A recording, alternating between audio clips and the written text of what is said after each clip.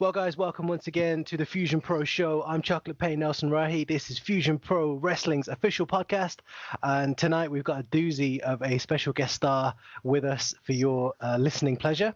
But before we get to him, let's introduce our co-hosts. We've got the sensational Sam Owen. Hello, Nelson. Sam, brilliant to have you once again. Thank you. Thank you, sir.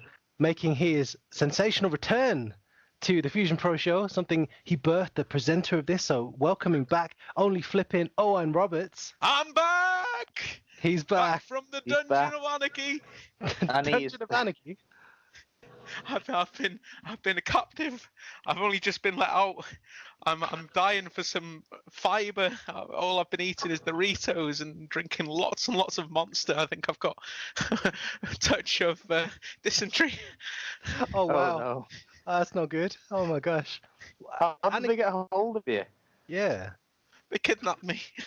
They hooded you at a bus stop, didn't they? Those Anarchy boys. I was just waiting for a mate in my car, and one of them was in the back seat, and just hood over the head. And the thing with Anarchy, isn't it? I mean, if there's a shadow somewhere, you could be a target. The scary, scary people. What was the dungeon like? Smelly. Okay. Right. Well, guys, let's not keep the legend waiting. Joining us tonight is the reigning CCW Welsh champion, the reigning Fusion Pro Super 8 champion, the Salford Submission Machine, Brian Stone. Brian, how is it going? Hey, how's it going, guys? I'm doing well. I'm a bit wound up now, actually, that my mate, only flipping Owen Roberts, has been unnecessarily harassed by those gang of, I can't use the word on a podcast, but anyway, as we can imagine, Owen, did they smell of Lynx Africa? Just a bit, yeah. Exactly. Did you know I've beaten 2/3 of Anarchy in singles competition? Is that right? That's right. The only one I haven't beaten in singles is Crimson Chaos. Is that his name now? I don't know. Crimson Kardashian. Yes. We'll call him Crimson Kardashian. Crimson Kardashian. Wow. No. Another dream match. Yeah. So, Kendall Shelley. You've beaten him. Kendall Shelley. Yeah. Beat Kendall Shelley. I beat Chloe, AJ Pritchard, AJ Tracy, AJ Hughes. That's it. AJ. So, Owen, if you ever want, some company, just come over to my gaff, mate. I've built a big fence. We can hide behind it, and if they come, we'll just lob eggs at them. It's well lit, your gaff. It's well lit. There's no shadows. Or we'll throw fruit at them, and they'll go away because they've clearly, look how pale they all are. They've never touched a piece of fruit. They need some vitamin D, don't they? They do. They need sunlight. You could ask the good pastor if he's got any holy water for them. Oh, well, I don't know. He smells a bit funky as well. So I'm seeing something of an alliance here in Fusion Pro. Bit sweaty. Pastor Everett Teague called me out last show, and I can fully agree with you, Mr. Stone. He does smell a bit funky. He smells like Jesus juice. Oh, Jesus juice! I dare not ask. Brian Stone, what a legend! What a legend! What a great thing to have you on with us. It's brilliant to have you here, and we're really looking forward to putting some questions to you and finding out a bit more about you. But how's life been treating you, first of all? What's been going on? Yeah, it's been good. Obviously, I've had to change my lifestyle a bit. I've not been, wrestling any shows over the lockdown period. I've been trying my best to keep myself in shape. I've been doing all the things I enjoy. Been riding my chopper. Been listening to my cassettes. Been watching VHS tapes. I love drinking dark fruits. I've been drinking a bit of dark fruits, but there's only so much you can drink, isn't there? I mean, absolutely. Once you've had a couple of cans on your cereal in the morning, it gets a bit tedious. So, on your what's your go-to cereal, Mr. Baxter? Well, I mean, it's Cocoa Pops, because they're the most 90s cereal as well. Yeah. I was going to say maybe Lucky Charms, maybe. Yeah, but I mean, no. Too American. Yeah. Okay. Fair enough. A bit too much sugar for me there. As I say, you got to keep yourself healthy, man. What type of toy do you get? You remember? Remember the days of getting toys and cereals? Yeah, just a standard pencil topper that looks like that monkey off the box of Cocoa Pops, like that. Yeah, started nicely. Yeah. That'd be really nice. The Anyway, 90s were a good era. I love the 90s. They were the best. They were the best. I don't know if you can tell just by my style and my choice of music and everything I like. They were halcyon days for me. They were what I'm about. Mm. Your pure enthusiasm for the 90s, it comes through. I mean, we've all seen, you hit these marvelous moves in the ring, but to name them after 90 songs, can you divulge a bit more into that? Yeah, I mean, as I say, the Stone Roses is a massive inspiration for me, and I was just walking along, listening to my Walkman one day, thinking, how am I gonna name? I was hitting these moves in training. I was, doing what I could, and then I was thinking, I can't just call them a double underhook facebuster or a bridging bridging head and arm triangle choke. Is that what it's called? And I thought, what am I going to call them? And then I was just shuffling through my Walkman, and I heard these songs, and I thought, do you know what? They're good names for moves. I have to say, as sort of leading down to, I'm quite grateful you chose more pronounceable names. Yeah. Tongue twisters there for Nelly. Yeah, definitely. I was going to throw a few Welsh ones in there for you, Nelson, but I thought. Hey, listen, I don't want to offend anyone. I can, it's but I always get corrected for like the place names that we go to when we're wrestling.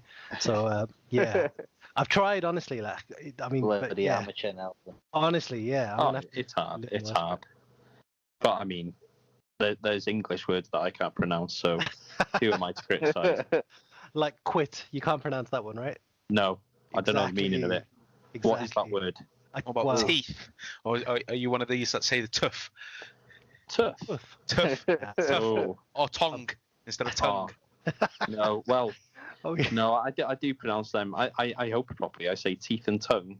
But what I want to know from you guys and people listening, please feel free to post your comments on the Fusion Pro wall. Oh, look. How do you pronounce? This guy posting. Oh. How do you pronounce that little cake with raisins in that you put jam and cream on? Eccles cakes. Oh, no, boy. not an Eccles cake. Is this the scone or scone debate? Yes, that's what I'm saying. Oh boy, what would you call it? I say scone. Well, you can just go to hell, can't you? Because it's a scone. Don't think Who I would like have thought this guy in our wrestling podcast. rivalry would start up. Yeah. I mean, Mr. Stone, I think I'd say scone. Well done. The joke wouldn't work We're gonna have otherwise, to would it? Brian What's Scone the fastest now. cake in the What's the fastest cake in the world? Scone. Yeah, you can't say what's the fastest cake in the world? Scone. Doesn't make sense. It's scone. It's scone, yeah. If you're Scouse, maybe. I don't know. Can you say that you potentially condone the pronunciation of scone? I condone it. I think it's for toffs who live within the M25. I feel slighted. Brian Stone, Nelson, okay. it's okay. No. Listen. Brian Stone. Look how Stone is spelled. And then if you replace the T with a C, it's Scone. Surely it's not Brian Stone. Oh wow! Brian Stone. Right. We're Don't beat me digressing up here, with but this. I'll give you an example of you know the famous writer Mark Twain. Yes. What does this word spell? He said, what does this word spell? GHOTI. Yes. This spells fish.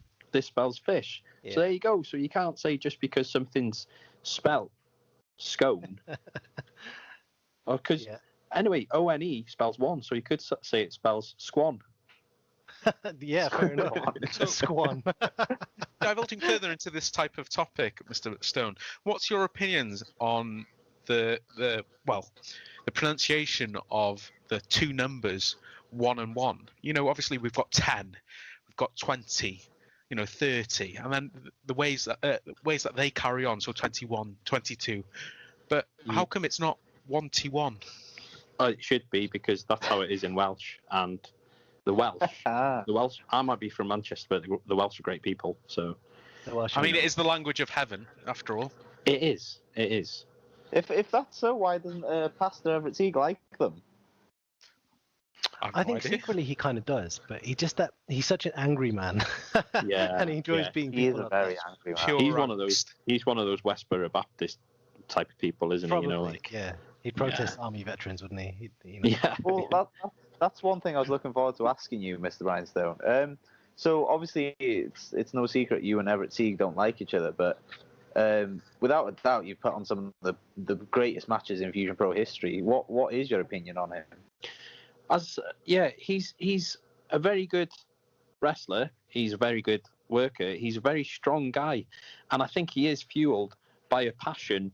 Same as myself, I'm fueled by a passion for wrestling. He's fueled by a passion to get his message across, and I don't doubt for a second that he truly believes in his message. But in my eyes, he's just misled. He's just, I don't know what's going on in his head. I can't read him. I mean, we've put on great matches because we hate each other. For me, we are both going out there trying to rip each other's head off, trying to make sure that we come out on top, and that's why we both give 100%, and that's why we've put on some amazing matches. I think definitely. What's interesting there for me is because obviously you are the reigning CCW Welsh champion in Fusion Pro Wrestling, and of course you defeated Pastor Everett Teague to win that. So I mean, there's such a long sort of history going back, right to your early days in Fusion Pro Wrestling. So I mean, this rivalry. I mean, where do you see that going? How's that? Is that ever going to be resolved? Is that? I mean, it's off the boil now, but I mean, who knows? If he wants to challenge me in the future, then I'm more than willing to accept whoever wants to step up to the plate. I've got to say, he was quite forward in what he said about you. I mean, we recently had the pleasure of speaking to him, and he was saying how, he doesn't feel you defended. To be honest, I was trying to put your case forward as well, just for the, just for Were being you, Nelson? equal. A little bit, yeah. I was trying to, just because, he was trying to say that Brian Stone hasn't defended the belt, and obviously, there is a global pandemic going on. We're not allowed to congregate, wrestle, train. So he was trying to say, we should go to other countries, but that's not Fusion Pro. We don't defend our belts abroad. No. And I mean, I can't think off the top of my head how many defenses I have had. I've only had a few. 3, is it? Yeah, you've got the numbers down in front of you.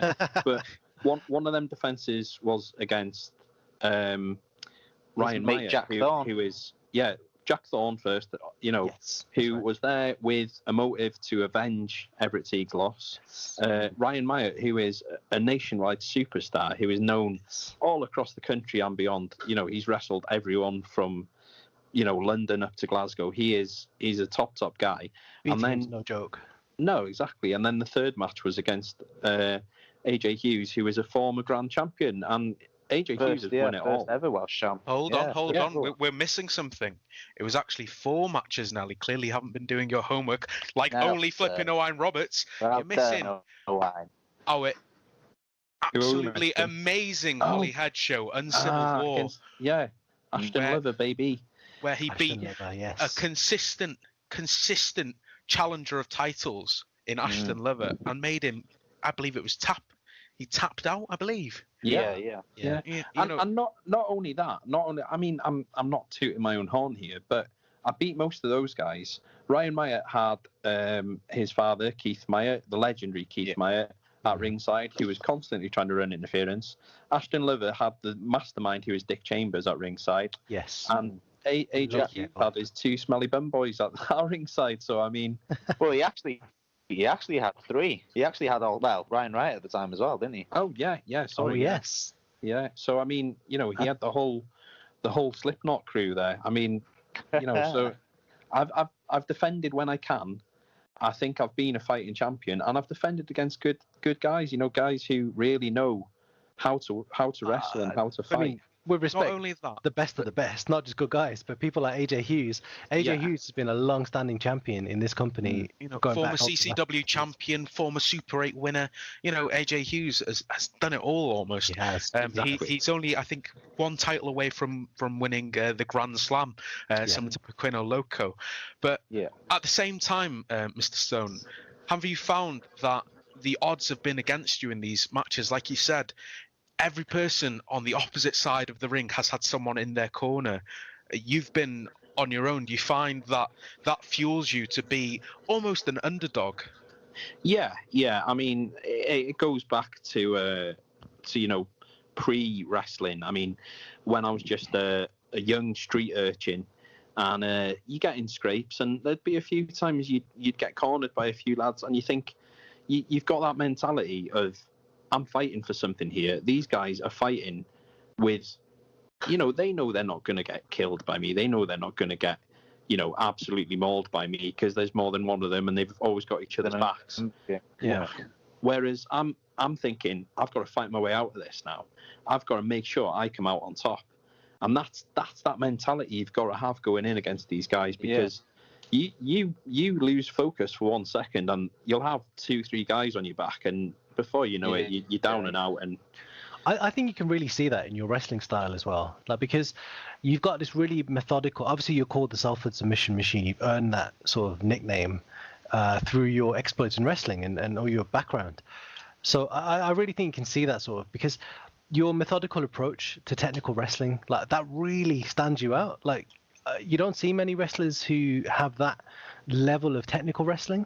Maybe, you get maybe brawlers, you get maybe high flying, but, I would say that you lean more towards technical stance. So you can sort of see that real sort of educated approach.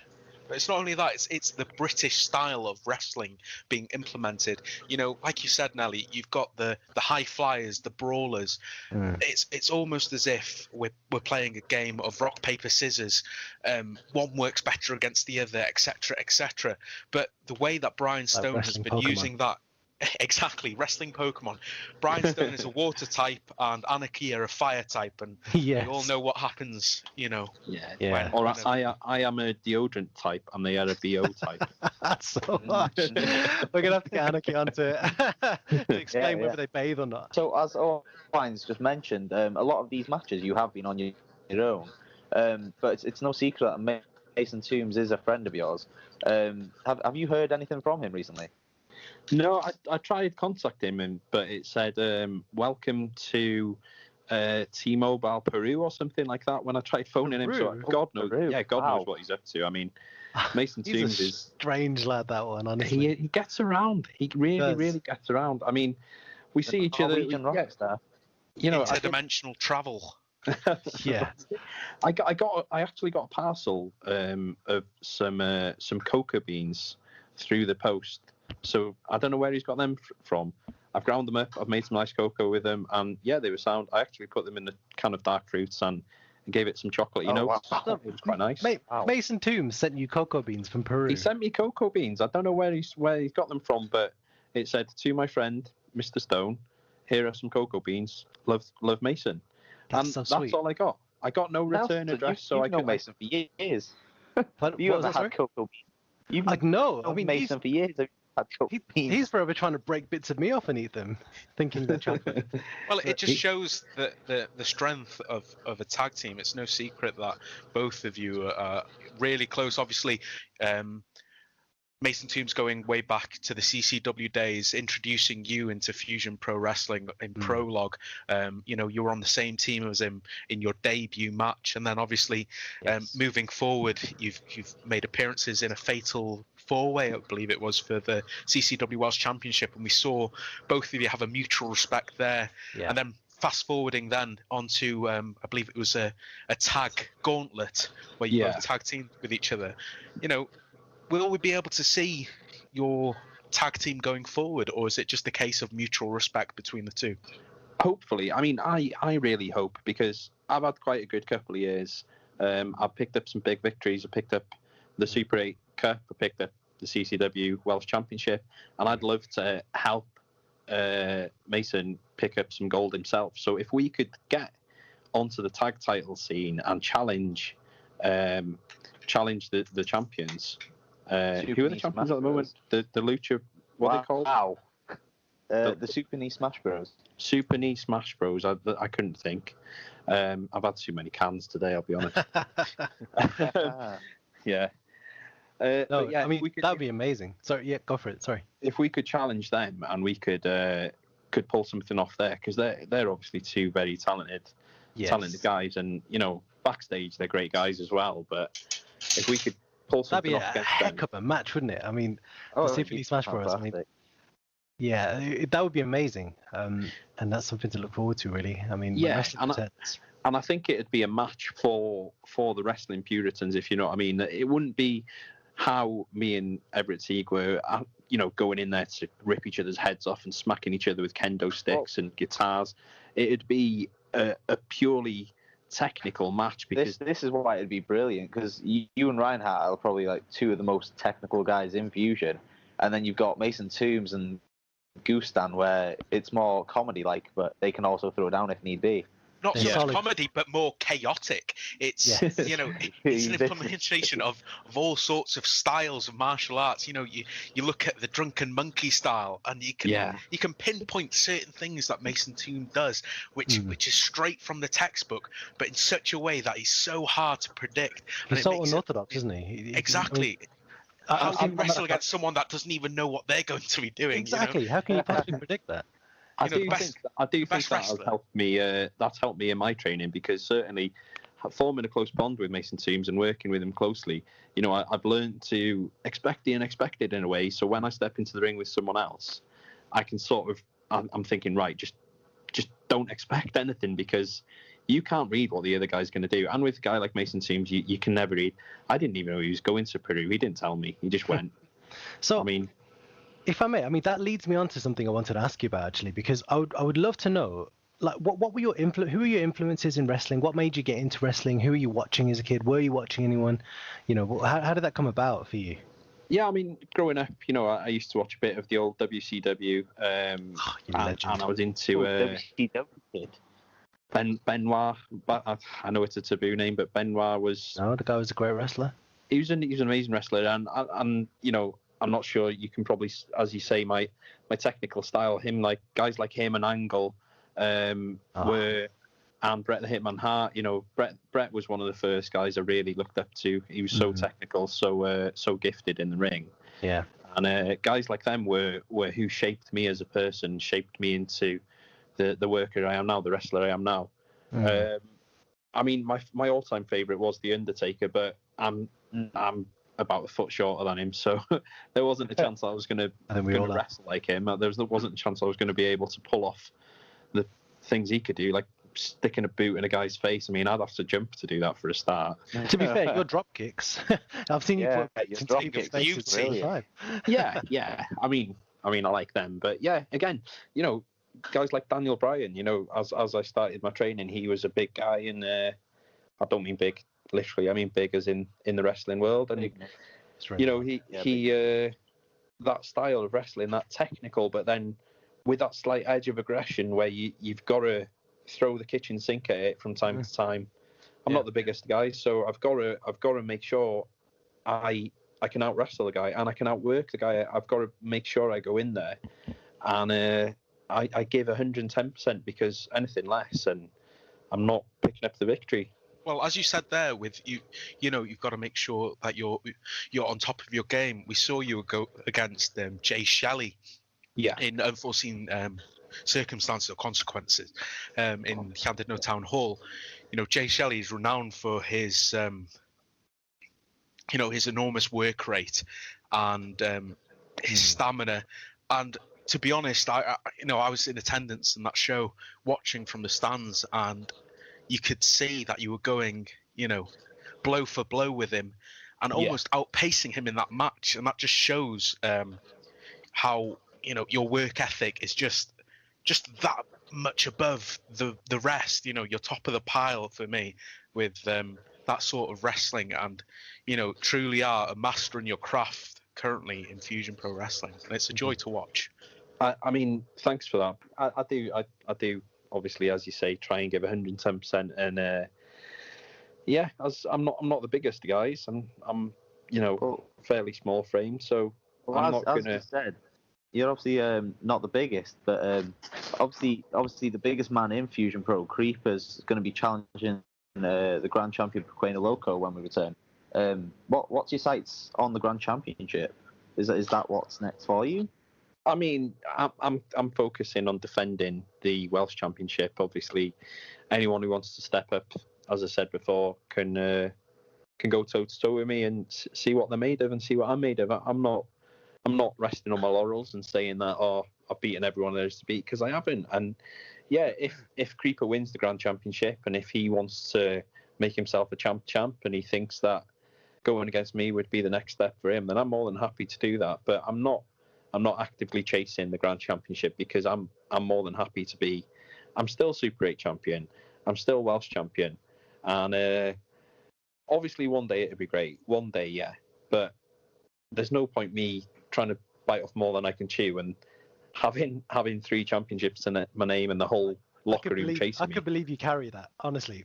I mean, the CCW Welsh Championship is one of the most hotly contested championships I've ever known in any wrestling company. I mean, everyone's gunning for the Welsh Championship title. I mean, it's one of the most prestigious titles as well, because I mean, when you think of the people who've held it and the people who've competed for it in the past, you know, it's a really great title. So the fact that you're holding that belt is a massive thing. But yeah, I could see you coming down the aisle with 2 belts, man. The Grand Championship on one shoulder, the Welsh Championship on the other. I mean, Creeper versus Brian Stone. Yeah, the hardcore around his waist. Yeah, why not? Yeah, I forgot we about saw hardcore. We saw you in one of the videos that was released exclusively on the Fusion Pro website and on the Facebook page, so not that exclusive. But carrying on, we saw this video.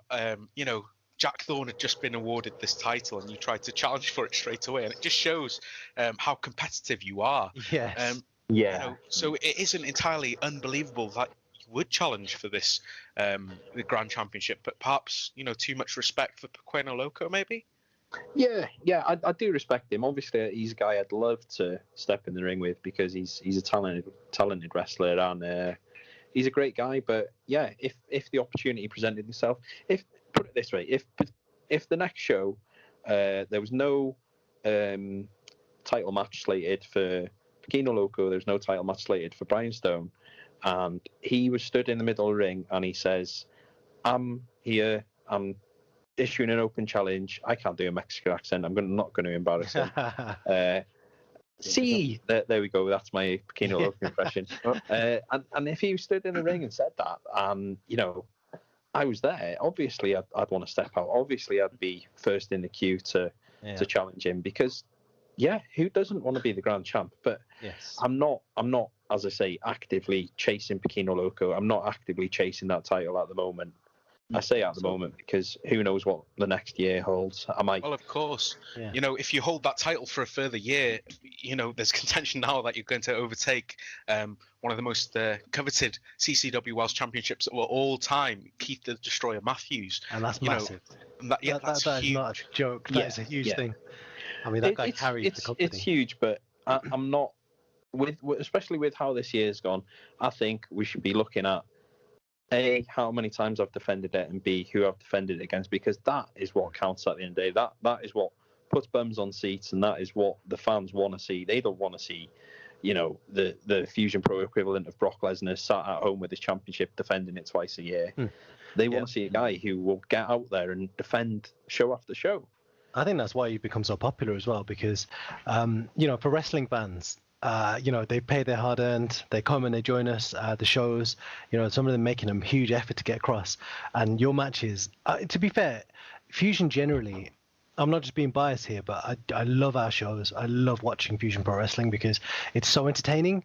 The wrestling is on point. It is brilliant. And I'm a harsh critic of wrestling, personally. So, I mean, your matches obviously contribute to that, and you set such a high standard.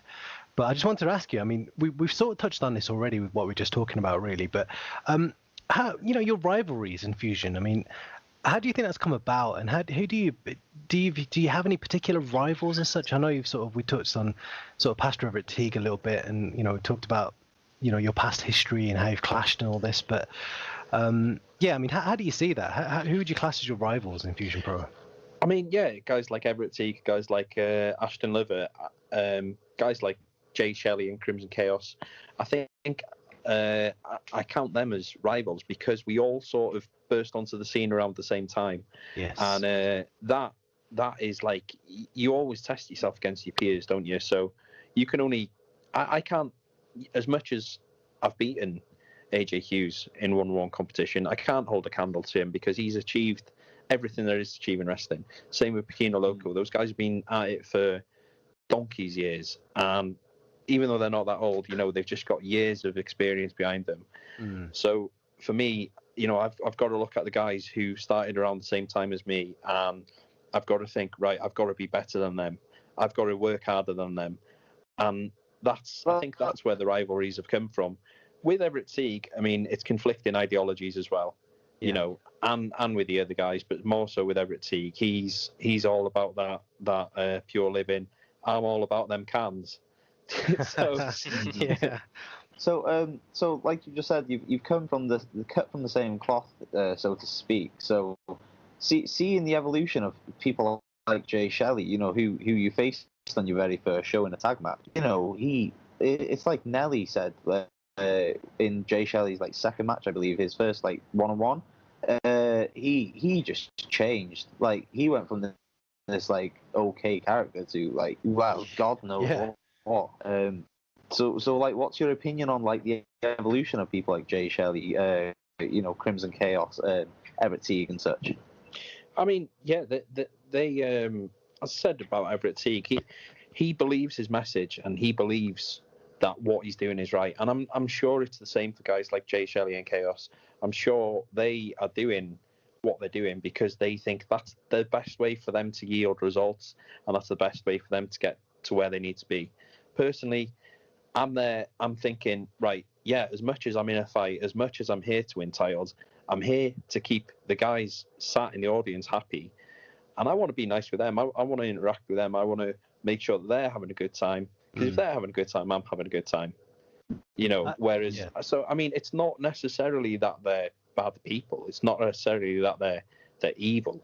I mean, as you say, Pastor Jay Everett Shelley's Sieg is a pastor. Yeah, Jay Shelley is evil. We all know Yeah. that. Yeah, But I mean, he kidnapped Owen Roberts. You know what I mean? I know. He did indeed.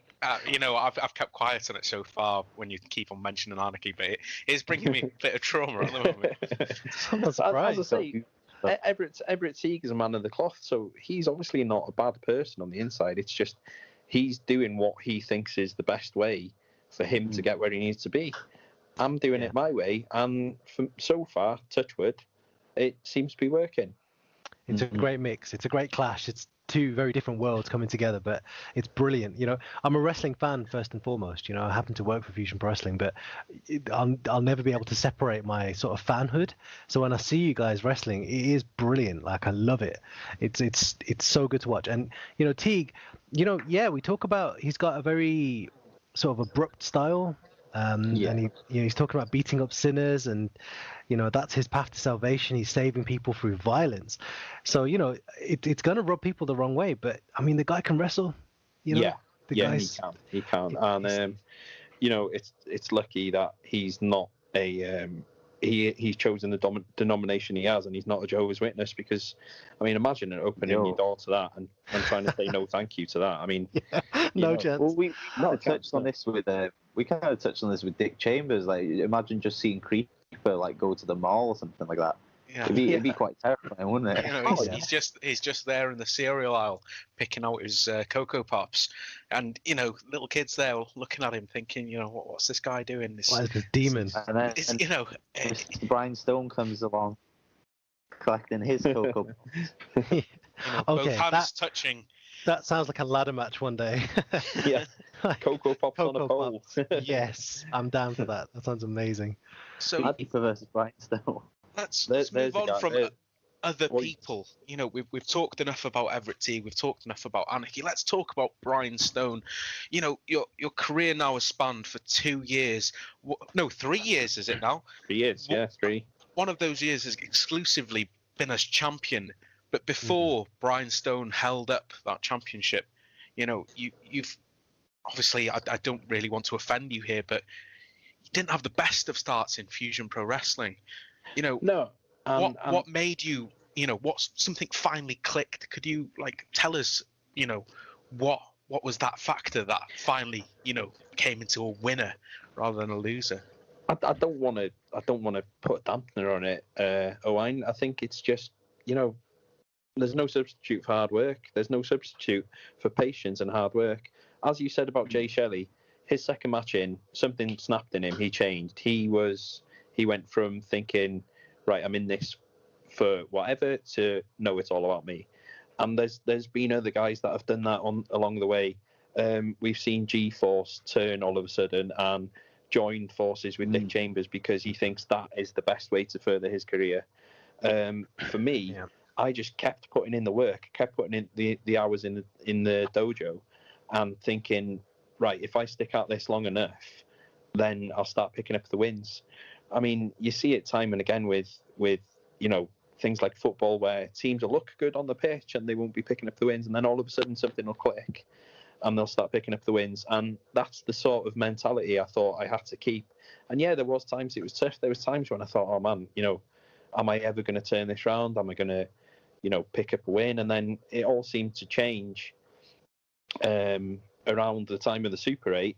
And then, yeah, I think that Super 8 win gave me the confidence. I think, winning 3 matches in one night gave me the confidence to go forward. And it's like, it's a weird sort of momentum that you can't describe.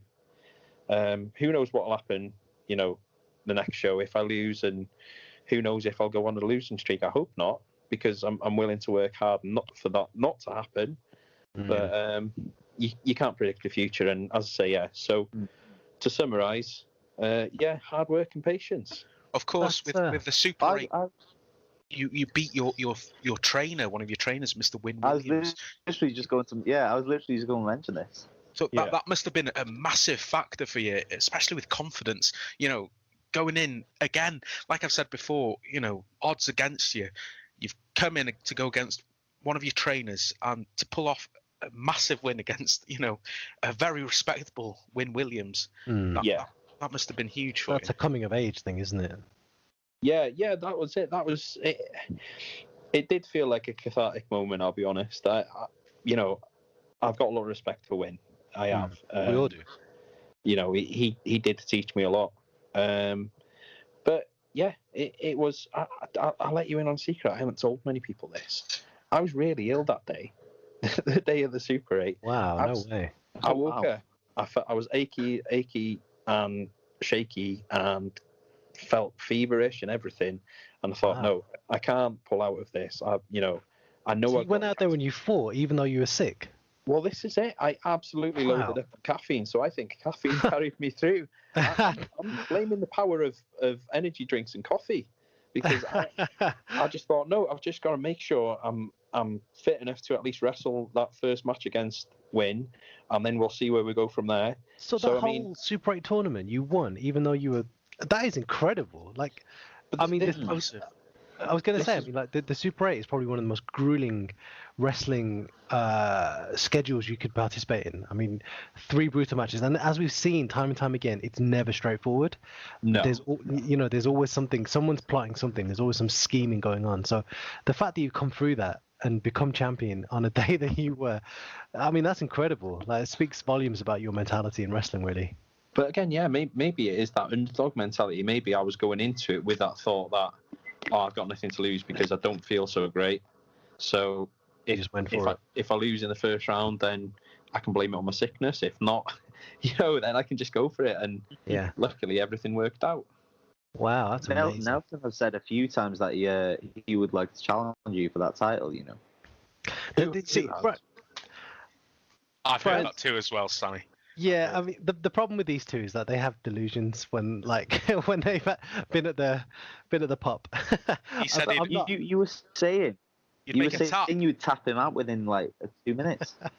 That's the thing. I mean, Nelson, I've seen you, and I often wonder why you aren't in the ring. You must have what is it, like a 42-inch chest? You got a big old chest on you. Barrel chest on him. Barrel chest. You look like a strong guy. So I think you could stretch a few people. I don't know. No. Can I be quite honest? That's very kind of you to say. Yeah, I might have a big frame, but I think it takes something else to be a pro wrestler. I think it takes a very sort of almost an aggressive sort of mentality. A mentality that when you're in a fight, that you can actually go. You can stand up and be counted, and not everyone has that, regardless of frame, regardless of, it's a mentality thing. I think that's what separates you guys. I know what you're saying. What you're saying is, Nelson, because you've got a higher IQ than us, you feel more deeply on us. That's not true at all. Us wrestlers are too thick to feel pain. That's what it is, isn't it? Why is this a chocolate pain thing? Hey, Nelson. No, I'm just asking questions. I'd like to ask you a question. Okay. Could we see you challenge Jack Thorne someday for the hardcore championship. That's the least gonna likely roll belt him up? I've ever challenged for. I don't want to get a chair around the head. You know, I think I'd actually put my money on Nelly for that. Yeah, that is harsh on Jack Thorne. Jack Thorne would tie me up. But Jack Thorne's a great guy. he is. He's a talented guy, and him and Teagues is such a dangerous combination. But no, I mean, He's totally misled though by Everett Teague. I mean, God knows what's going on there, but yeah, He he reminds needs to me of a take the werewolf. blinkers off. Yeah, he oh, he has does. something of the night about him. Yes, and I'll tell you this for certain. I was, cleaning up in the back there, getting ready for the show. I believe it was Fright Fest. I think it was.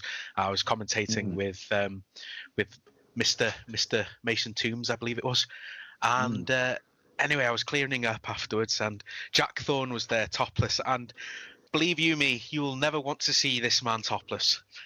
The amount of hair. I mean, I was pulling it out of my mouth for weeks. You know, What were you talking? I bet he's like a Turkish rug, isn't he? Like he is just the hairiest. Like he's like a werewolf. You're absolutely right, He is. Jack Thorne. Well, But he's got far too much testosterone coursing through them veins. yeah, Well, that's true. I've heard something of in the dojo. There was a story going on last year, Mr. Stone. You're a bit of one for pranks, I've heard. Can you elaborate your little prank on Jack Thorne? I'd love to Well, hear this. I mean, the thing is, Jack, he's a bit of a different guy when Everett Teague's not there. When Everett Teague's there, he's totally misled, isn't he? He's this blind follower of Everett Teague, and he's a bit more up for joshing around when Everett Teague's not there. So one day I just decided to pants him in front of the whole dojo, just to get a reaction, and he chased me around a bit, and it was a bit of a giggle. Do you think it's intimidation? Do you think that's why he follows Everett Teague? Maybe Because he's a bit intimidating. Maybe he just wants that security. Same as we were saying, a lot of the guys I've wrestled have someone ringside. He just wants that security of someone there, a slightly more experienced guy in Fusion, someone who's been in Fusion a bit longer to guide him into the right path. And then I think there's something more with those two because Teague's got quite a dark sort of influence on people. And I think Jack Thorne personally, I feel like he's a little bit sort of, as you said, a little bit easily led, and there's something slightly abusive about that relationship. But I don't know. It's maybe Abusive? but maybe yeah. Jack Thorne likes it. Maybe we don't know, do we? that's fair. Maybe that's a brave new world. Maybe, yeah. So, Hey, shame. Mr. Stone. Talking- Well, yeah. Sorry, carry on. Well, sorry to cut you across. We've talked so much now about you're almost coming of age. To me now, it's a case about the future. We've touched on whether or not you would challenge for the Grand Championship, but obviously the Super 8 is looming. It's soon to come around. Are you going to be dropping your name in the hat for that? I'll drop my name in the hat. Whether Dick Chambers wants to book me in it is up to him. But obviously, I'm game for any challenge that's going. I'll throw my name in the hat because I want to wrestle. I want to be out there fighting. If I could wrestle 5 matches in one night, I'd do it. Do you know what I mean? It's just the thrill of being in the ring and working out another guy and it's like a chess puzzle, isn't it? It's like the guy across from you. You've got to work out how to beat him. You've got to work out what you need to do to get that pin or to get that submission, and that's like it's all a game, isn't it? It's all fun. Do you put a lot of preparation into your matches? Do you sort of research your opponents? I mean, only in that I watch what they've done in Fusion before, or if not, with guys like Ryan Meyer, I do watch a bit of what he's done in other companies, just to see what they're about. Obviously, you can't predict what someone's going to do. As we say, we've learned this from Mason Toombs. You can't predict. Someone might come in there. Who was it? Mike Tyson said everyone's got a plan until they get punched in the face. Yeah, very true. That can happen. Yeah. That can happen in the first second of the match. You get hit in the face, and you're like, I don't know what to do from here. Yes. But I will watch other guys' matches just to see what they're about. It's interesting because I imagine someone like Creeper probably doesn't watch or prepare in that sense. He just focuses on himself. Need to. No, exactly. Need to. Well, it's just interesting. I don't know if you know this, but Creeper sees in, like the Matrix, how Neo sees at the end of Matrix. Yes. He only sees sees like that? that. Yeah, he can't actually watch TV. Is that right? Wow. I don't know. Inside I'm making it scoop. up. It wouldn't surprise me. It It's wouldn't like surprise me that Dick Chambers has put some sort of chip in the back of Creeper's head. That means that he can only see that way. That's why he's so inhuman. Yeah, nothing surprises me. If you told me Creeper has 2 sets of teeth, I wouldn't be surprised. Yeah. Like a shark, he's nature. got 4. Like an Yeah. alien. Like he's Yeah, got he's that other he's a little freak of jaw nature. out of Creeper's The mouth. guy is what? The guy's like 7 foot tall. He's athletic as hell for a guy his size. He is. Talking on topic of future, who's some of the opponents you'd like to face? I know obviously Creeper would be one for you, but is Yeah, I there would. anyone? I'd love to face Chaos just because that'd complete the trifecta of Anarchy. Then whether be a I'd great pick the match win, as I well. don't know. Yeah. I mean, I think it would. Two conflicting styles. Yeah. See Chaos very brawling, smash mouth style, very hard hitting. So I think I would be in there for a hell of a time with him. I would love to see that match. Leon yeah. Hunter? Leon Hunter, I'd like to wrestle Leon again. Another sort of, he's very technical. He's a very good submission wrestler, but he's a very big guy. So Yeah. I mean, with guys like him and Creeper, I'm already thinking in my head, right? I'm gonna have to be quicker than them. They've obviously got the strength, they've got the size, so I'm not going to outmuscle them. So I've just got to be quicker than them. What about someone like G-Force? He's got the size, but as we've seen in the past, he's got that speed. He can move. He can move like He's like no a other. locomotive. Scary. He's so quick. Would that he potentially be reminds a match?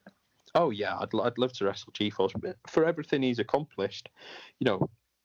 To wrestle him, win or lose, to share a ring with a guy who's done what he's done is an amazing achievement. And I'd be confident that I could put on a good match against him. Whether I'd beat him, I don't know. But he's I've always used the analogy of a bumblebee with G-Force. He does things that a guy his size shouldn't do. You know how they That's say so true. a bumblebee shouldn't fly?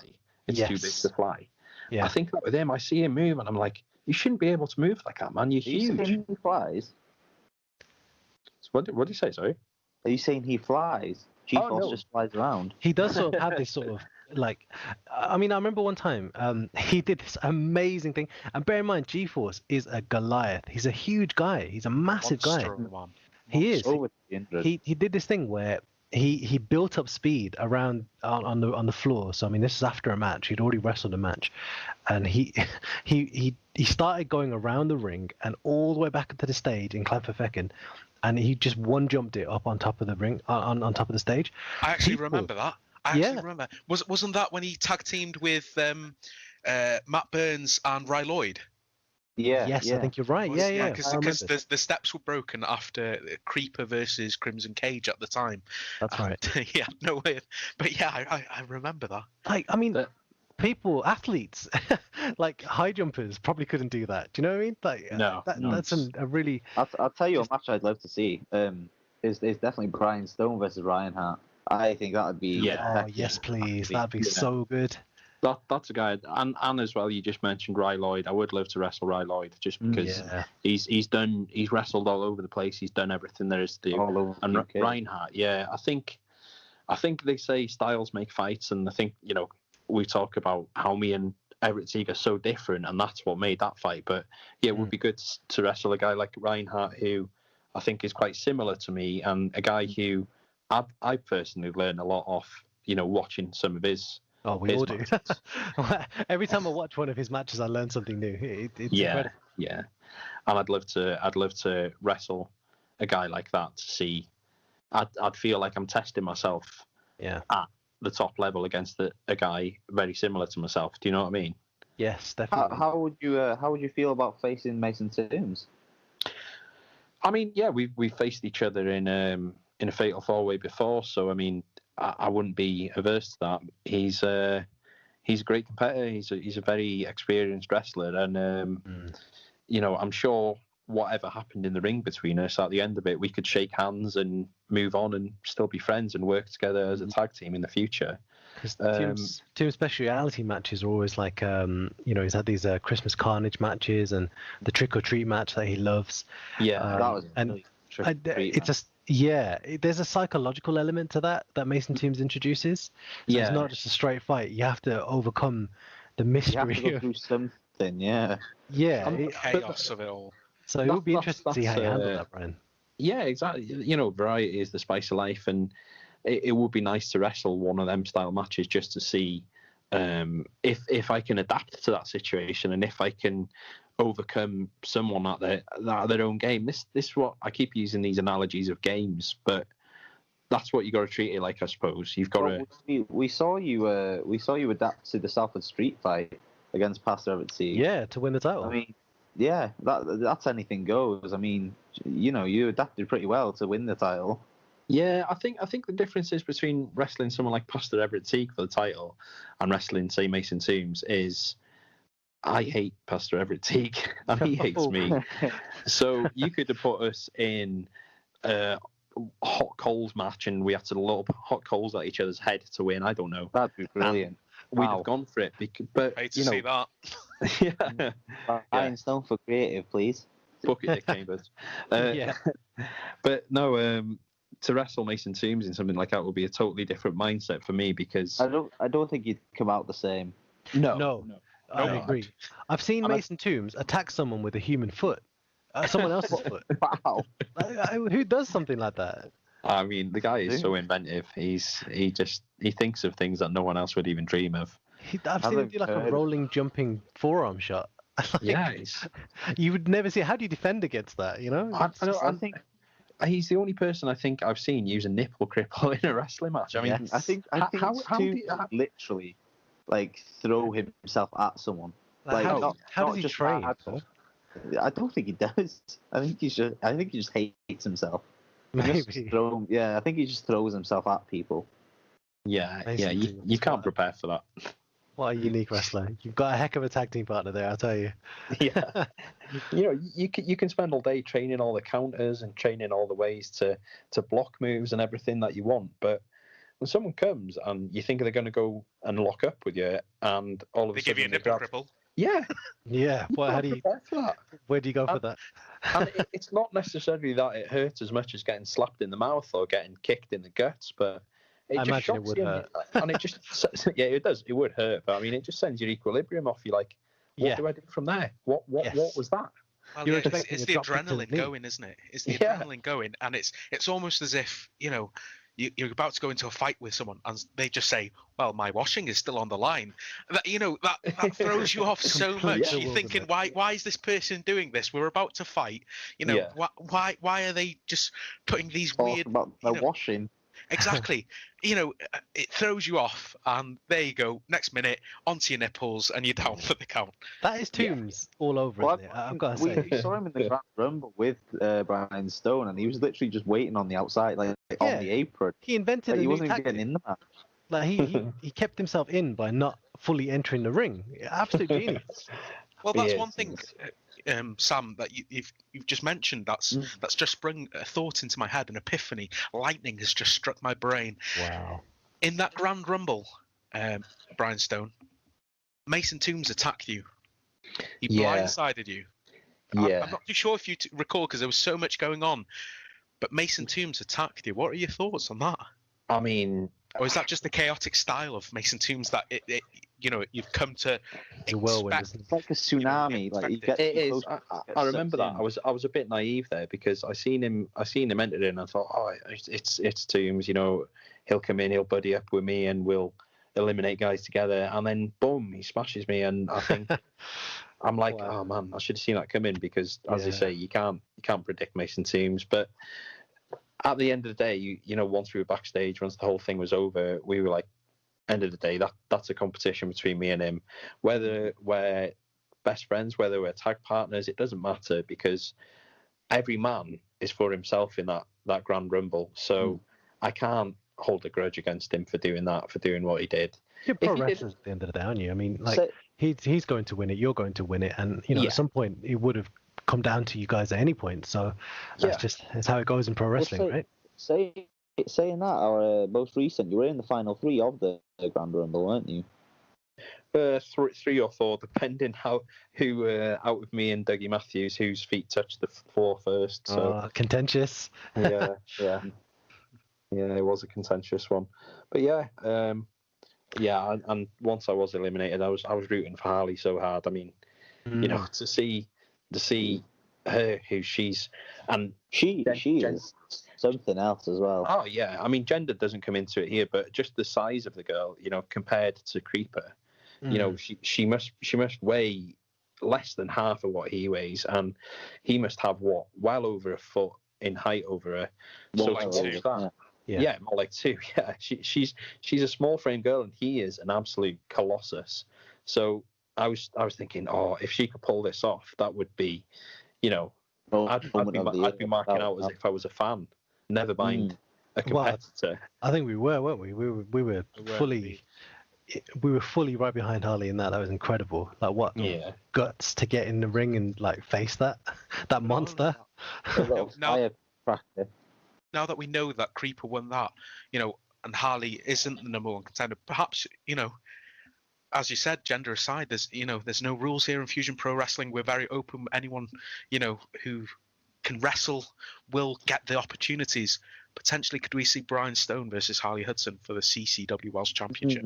Yeah. I mean, we've not really had that much female representation throughout our shows. So if it came to it, and there was a night where she happened to be the only female on the roster, on the card, and she wanted a match, and it was me, I would not hold back. I would not say, "Oh no, I'm not going to do it." She deserves every opportunity. She does deserve it, and I wouldn't be resting on my laurels just because she's, you know, 5'3" or whatever she is, and she's a slight frame. She is tough. I mean, I've seen her take a full-on powerbomb and other moves off Creeper and get back up, and you think, equally, the punishment she dishes out. I mean, she's like a wasp. She's like buzzing around, stinging all the time. She's really exactly. super talented pro wrestler. That's and maybe that's that background of growing up in Liverpool. You know, similar to myself, growing up on the mean streets of Salford. She's grown up in Liverpool. You know, Scouse people are always known to be not so much that it's a rough place or anything, but they've got an edge about them. They've got that swagger that carries them through life with that confidence, and she's got that. You can see that she does have that, absolutely, yeah. A bit of grit about her. So, man, okay, we've talked a little bit about the roster in Fusion. I just wanted to know, I mean, you trained at the Fusion Pro Academy, right? Yeah. What are your thoughts on that? What was training like there? I mean, do you see many of your rivals there? I mean, what was it like going in the doors? What brought you to Fusion Pro? How did all that come about? I mean, I seen an advert that Fusion Pro were holding training sessions, and I thought, yeah, I'm going to give it a go. And as soon as I walked in, I felt at home. I've seen some guys there who have fallen by the wayside and who didn't make it, you know, even as far as a show. And I've seen some guys there who are now fully established wrestlers and who've had great runs as champions and everything. That's incredible. You know, I in regards, I do try and stay out of the way of certain people who come there. You know, when I see Everett Sieg walk through the doors, I'll go to the other side of the gym, and you know, when I see Jay Shelley there, I'll just try and ignore him. So, but yeah, it's end of the day, you're there at that time. You're not there as rivals. You're there as guys who want to learn and want to improve your craft and want to get better at wrestling. But yeah, as I say, it's a true family feel, and I did feel at home as soon as I walked through the doors. Wow. And there was no egos there. You know, egos are left at the doors, and that's what I loved about it. That's incredible. That even these, like, you know, these people who are becoming established in pro wrestling in Britain, that they can go there and actually put their ego to one side and actually participate. Yeah. Wow, that's incredible. You know, the lion doesn't attack the zebra at the watering hole. I see. I don't know if that makes sense, but that's a bit of wisdom for you for the day. I like it. So, man, tell me, what's next for Brian Stone? We've seen you are the reigning CCW World Champion. You're the reigning Fusion Pro Super 8 champion. You know, you're carrying 2 titles right now. So, what's the future got in store for you? What's your ambitions? You know, my ambition eventually, obviously, I do want to be a Grand Slam champion. If that means winning the tag titles with Mason Toombs or anyone else, I don't know. I don't know what the future holds. Hopefully Mason Toombs, because I'd love to put some gold around his waist as well. And eventually the Grand Championship. I'd love to win them and the Grand Rumble. I've not, until the last Grand Rumble, I've not fared too well in Rumbles. So hopefully going forward I can use that momentum from the last one and do even better and finish top of the pile next time. That is the ultimate goal. Going forward in the short term, I just want to put on good matches for the fans, man. That's what I'm all about. I just want to go out there and wrestle as best I can wrestle, and hopefully the guy opposite me brings his A game, and we go out there and we put on something that the fans are proud of and the fans think is worth money. Do you know what I mean? Yeah. You know, because too often you see matches last a couple of minutes and you know, you think, oh, what was the point of that? Why would someone pay for that? You want 2 guys going out there at the top of their game and bringing their A game, and trying to pick up the win, not just going out there just for a payday. Yes, you see that too often. You're right. But could that not be your downfall eventually? You know, when I thought, oh, I could have taken advantage of that quicker, or. But I mean, that's wrestling for you. That's why I'm going to give my all. At all times, I'm not gonna half-ass anything, and I just hope. I know everyone on the Fusion roster, to be fair, and I know most of the guys will always bring their A game. So I can't see that. To answer you, and I can't see that ever happening where there's a situation where I could, beat someone in under 2 minutes, because there's some tough guys on that roster, and even the guys who aren't considered top guys are still hungry and still training hard every day and trying to hone their craft. Well, of course, you've got the likes of Luke Little and Jimmy Big, biting at the heels, begging for that opportunity to be able to be put on a show. Surely, that must drive you even more to want to perform to the best of your abilities. When you've got that competition, surely it elevates you to the next level. Yeah, definitely. There's always someone. What is it? It's a Scarface line, is it? Never underestimate the other guy's greed. You know that film Scarface? Yeah. Yeah, and he says that, and that's what you've got to think. You can't underestimate what the other guys who are in the queue behind you, what they want to do. If you're front of the queue for a championship, don't rest on your laurels. If you're a champion, don't rest on your laurels, because there's dozens of guys and girls, obviously, chasing you down who want to be in your position. So, yeah, you got to keep sharp. Also, there's people like Alfie Brooks, Morgan Daly, Ryan Riot, like Owen said, Jimmy Big. We've got all this list that the Fusion aren't so familiar with, but have put on matches that blow people away. Yes. Yeah, and they I don't doubt that there's big things happening for them young guys in the future, because they are hungry young lads, and I hope we see that carry on. As I said, we've not had much female representation. I hope we get more girls coming to the academy.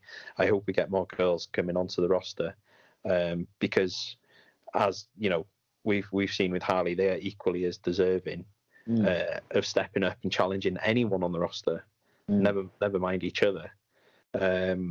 Unfortunately, in the academy, we haven't really had many girls express interest, but we'll see where that goes. It's growing, isn't it? It's a movement within wrestling that over the last sort of 5 to 10 years, I think, has grown. So we'll only see more of it, I think. So long as people know the opportunity is there and they're welcome, then I think we will see more of that. So yeah. Hopefully, fingers crossed. Yeah. So yeah. Well, German, we have been chewing Brian Stone's ear off for about an hour. I honestly thought you said German. We've been. I was like, what's he talking about? German? Ear off. We German German. be off for an hour. Shut up, this is the Gestapo! Shut up!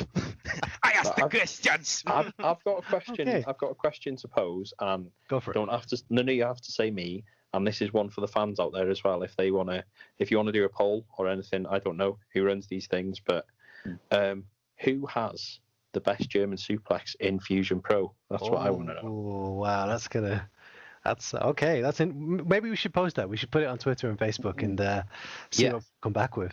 Yeah. See, I mean, you've got Leon Hunter's style of German suplex where he's so big and so strong, he literally throws the guy across the ring. Yes. Yeah, and then AJ Hughes, he's got a really good German suplex. He's got a long lever the way he does it, and it is a lot more snappy than Leon's. Yeah, and myself, I'm sort of a bit shorter, so I try and have to snap them over as well. Mm-hmm. Yeah. It's got So Reinhardt as well. His suplexes are fantastic. To be Yeah. Although he does them in a different style to the way that, of course, you just mentioned yourself and Leon Hunter does. Each of you have got fantastic techniques. Yeah. As you say with Reinhardt, he's got such a sweet style, hasn't he? Such a I can't. The technique of it is. It's just finely tuned, isn't it? It's always yeah. on point. Yeah. He's like a clock. He's just always precise. Yeah. Beautiful to watch. So On that how note, about? right, Sorry. take go- us away. Well, I was going to say, that's a really great idea, Brian Stone, and I think we should maybe collect some footage of some of these stars putting these German suplexes on, so the fans can just see them and just vote for whichever one's their favourite. How does that sound? Well, I'm down with that, but what format are they going to be in GIF or in WAV or in MP4? I'll let technical take care of that. I haven't got a clue. You never hear of an MP4 anymore, do you? What was an MP4? It's a video file. Is it? Yeah. What's a WAV? A WAV's an audio file. Give me What's a cassettes any day, computer? man. And let's touch on this then. We've already touched on Scone versus Scon. What about GIF versus GIF? Oh dear. Oh. Oh wow. Okay. Well, I'm going to go for GIF because GIF is what you put on your pancakes. Absolutely. I thought it's what you clean your toilets with. That's SIF. Oh, yeah. He tried to catch you out there, Brian Stone. You have to get up earlier in the morning Yeah, man. to get past Brian Stone. Yeah. Okay, well, guys, look, it's been an absolute pleasure to have been joined this evening with the one and only reigning CCW World Champion, Brian Stone. So, Brian, thank you so much for joining us. Thank you. Appreciate Thank you, it. sexual chocolate. Nelson Matthews. That's stealing someone else's gimmick, but I'll take it. Please, never I come do back. better. But okay, well, from Sensational Sam Owen and only flipping Owen Roberts, I'm Chocolate Pain Nelson Rahi. This has been the Fusion Pro Show. Check us out on FusionProWrestling.com. We're all over social media, and we'll hopefully catch you around. Thank you.